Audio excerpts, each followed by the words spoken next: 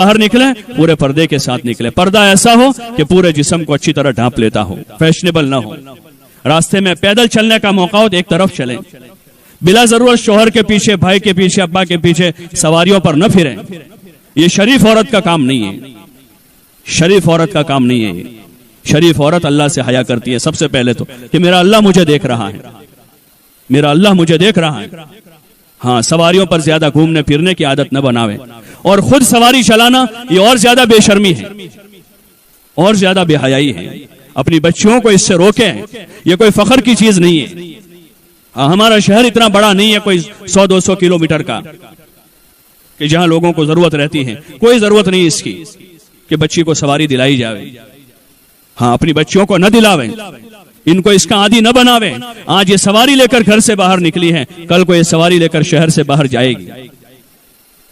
हाँ, और फिर खून के आंसू रोना पड़ेगा।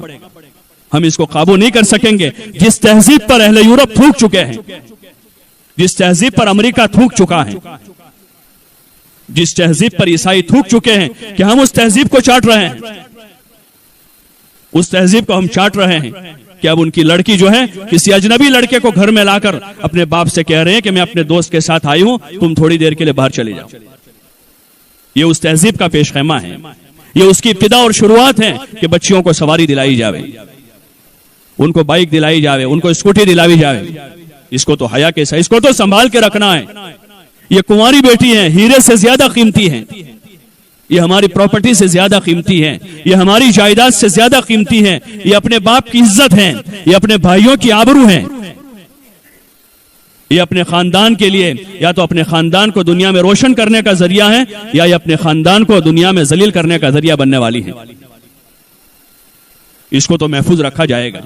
पहले मिसाल दी जाती थी चीजों की हिफाजत में कि भाई इस चीज की ऐसे हिफाजत करो जैसे तुम अपनी कुंवारी बेटियों की हिफाजत करते हो। अब वो कुंवारी बेटी बिल्कुल ऐसे ही हो गई, उसकी कोई कीमत न बची।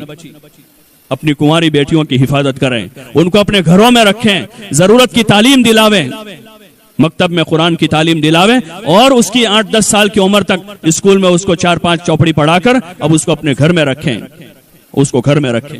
यही उसके लिए इज्जत की चीज है, यही उसका क्वालिफिकेशन है। उसको घर में रखकर उसको रोटी पकाना सिखा दें, उसको चावल बनाना सिखा दें, और उसको घर संभालना सिखा दें। उसको माँ बाप के साथ, भाई बहनों के साथ सिला रहमी करना सिखावें। उसको घर में बिठाकर सब्र का सबक पढ़ावें, उसको घर में बिठाकर ज़ुहद का सबक पढ़ावें, और उसको घर में बिठाकर हया का सबक पढ़ावें। ये सब्जेक्ट ज्यादा अहम है, उनको ज्यादा स्कूल में न भेजें। हाँ, फितरों का दौर है, ये फितरों का दौर है, बेहयाई का माहौल है। इस माहौल में अगर माँ बाप चाहते हैं कि सुकून से दुनिया में जीना है, अपनी बच्चियों को घर में रखें, घर में उनकी सारी जरूरतें पूरी करें। औरतों के जिम्मे, जब अल्लाह ने उनके जिम्मे कमाना नहीं रखा, कि उनका खुद का खर्चा अल्लाह ने बाप के जिम्मे रखा है, जब शादी हो जाएगी तो शौहर के जिम्मे है, फिर उनको क्या फिक्र है? उनको तो घर में आराम से रहना है, अल्लाह की इबादत करनी है, अपने शौहर की खिदमत करनी है, अपने बच्चों की अच्छी परवरिश करनी है। इसलिए अपनी बच्चियों को घर में रखने का आदी बनावें, बाहर न भेजें, उनको सादगी का सबक पढ़ावें, उनको हया का सबक पढ़ावें। हमारी पुरानी बहनें, माएँ, दादियाँ, नानियाँ, अल्लाह उन्हें जज़ाए खैर दे कि उन्होंने अपनी बच्चियों को ये सबक पढ़ाया था, तो उनकी बच्चियां कभी झगड़ा करके घर नहीं आई, खाना नहीं मिला अपने घर में रही, चटनी रोटियों पर उन्होंने गुजारा किया है। ईद के दिन कपड़े नहीं मिले तो वो यानी दूसरे किसी सहेली के कपड़े पहनकर अपनी माँ के घर आ जाती थी कि मेरी माँ को पता न चले कि मेरे पास नए कपड़े नहीं है, और मेरे बाप को पता न चले। ये उन माओं की तरबियत का असर था कि हमारे माँ बाप हमारी वजह से दुखी न हो, हमारे भाई हमारी वजह से दुखी न हो। ये उस तरबियत का असर है जो घर में होती है, जिस तरबियत में सादगी है, सब्र है, हया है।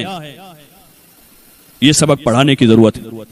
हाँ, वरना ख्वाहिशात का कोई एंड नहीं होता, ख्वाहिशात की कोई इंतहा नहीं है, वो बढ़ती जाएगी और हमें हलाकत तक पहुंचेगी, दुनिया में जलील करवा देगी वो चाहते हैं, और हमेशा की आखिरत हमारी बर्बाद हो जाएगी। इसलिए कोशिश करें सादगी का सबक पढ़ावें, घर के माहौल में इन किस्सों को पढ़ें, सुनें, फजाइल की तालीम घरों में करें, नमाज के फजाइल, रोजों के फजाइल, जिक्र और तिलावत के फजाइल, सदका और खैरात के फजाइल, और फजाइल सदकात के वो बाब जिसमें माँ बाप के हुकूक हैं, पड़ोसियों के हुकूक हैं, उसकी तालीम करके अपने बच्चियों का जहन बनावें। घर के माहौल में इसके चर्चे करें कि कौन कुरान ज्यादा पढ़ रहा है, कौन नमाज ज्यादा पढ़ रहा है, कौन तहज्जुद पढ़ रहा है, कौन जिक्र कर रहा है, कौन मेहमानों की खिदमत ज्यादा कर रहा है, कौन सिला रहमी कर रहा है, रहा है, कौन खाला और फूफियों के साथ अच्छा सलूक कर रहा है, कौन दादा दादी की खिदमत कर रहा है, इनको उजागर करें ताकि एक अच्छा पाकीज़ा माहौल और मुआशरा तैयार हो।